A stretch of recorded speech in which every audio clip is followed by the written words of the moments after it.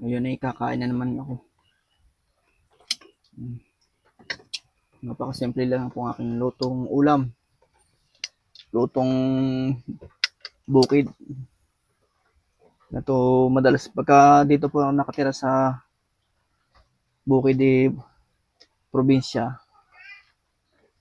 Madalas mga ulam gulay, ganyan.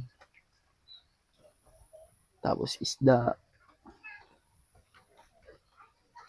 Pero the best talaga gulay makalap na yan. The best talaga makalap na yung ulam kapag mga ginataang gulay. Lalo na kung manghang. Tapos may kasamang pritong isda. Wow!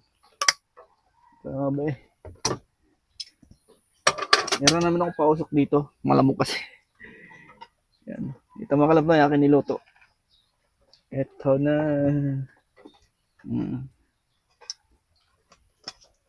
Ginataang gabi. Laing. Uy. Sinama ko yung prito. Yan. Sa ginataan laing. May sili naman po yan. Kaso kulay berde. Hindi makita. Wala kasing hinog. O, di ba makita? Yan. Okay na yan, makalapnoy. Yan, kain na pa tayo, makalapnoy. Tubig tayo, tubig. Gulay. Sarap ng gulay.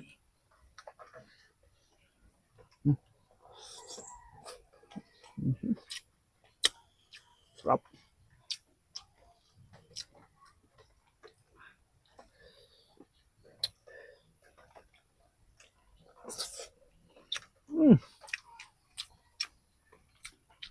Grabe.